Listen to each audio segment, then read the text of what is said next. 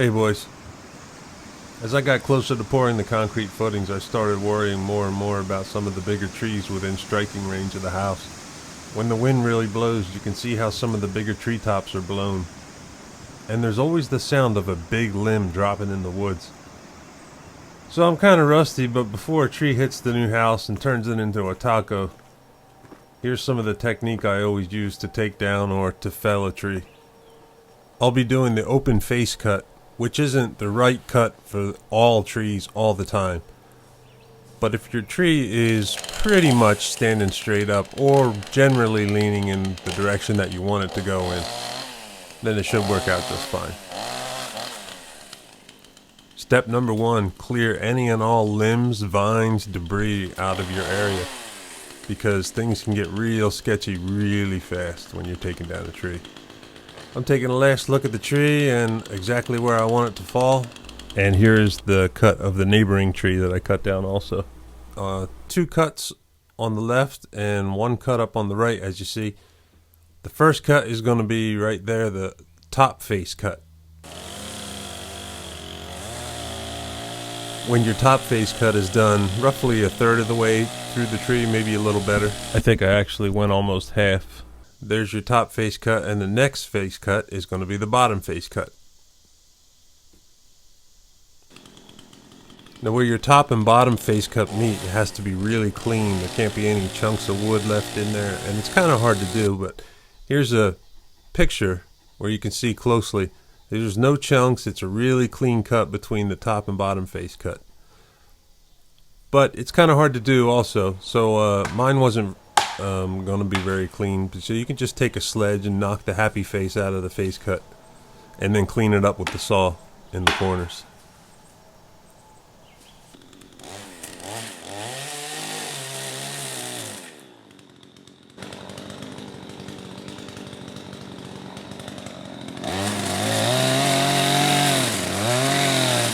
So once our top and bottom face cut are done and we cleaned up our cuts if need be, our next cut is going to be the back cut.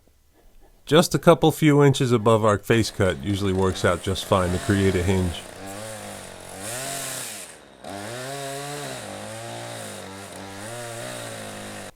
So now that we did our top face cut and our bottom face cut and our back cut, you can see how in the center it leaves a hinge for the tree to fall forward in the direction of the face.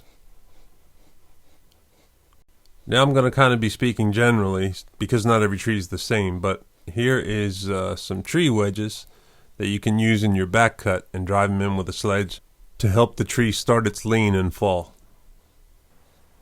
And if you have room in your back cut, it's also a good idea to palm them in as soon as you can to help prevent the tree from pinching the bar.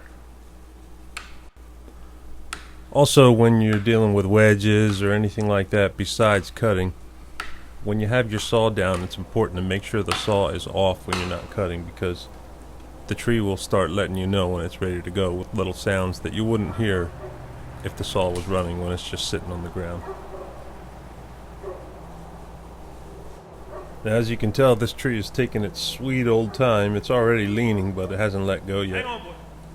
Probably partly due that I left the hinge extra thick on one side to help it go in the intended direction away from the shed.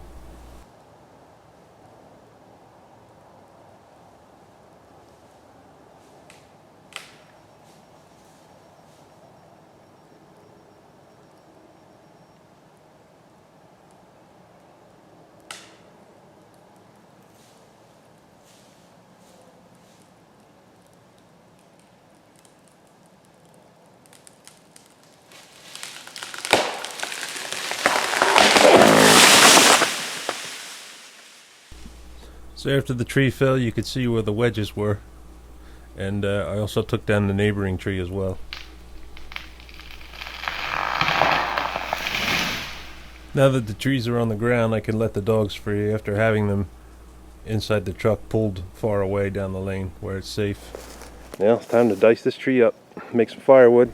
Now neither of these trees let go fully from the stump, but which is fine with me. I actually prefer if you have some log pieces to put underneath the tree, you can see how it makes a cradle that you can drop the log down onto with a undercut. And if I'm going to do anything serious cutting consistently, I like to throw a little oil on the bar. And I think it's all coming back to me now.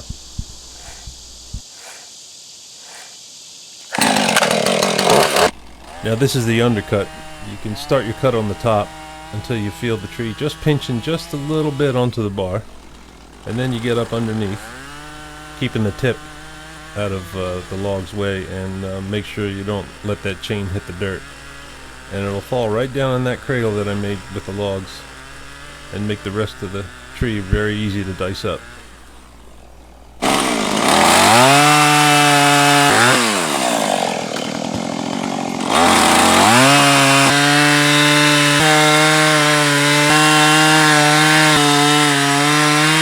I'm going to kick this piece of the tree off the cradle and finish the cuts from the other side.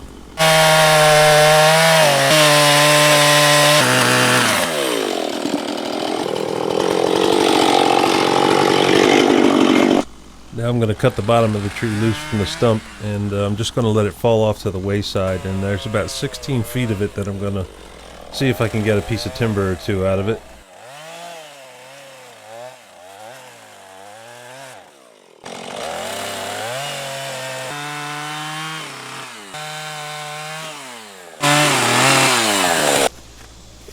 So better the trees hit the ground than the house. As much as I hate to do it and lose a little shade along the way, it's better to have some firewood, I guess, than a hole in your roof.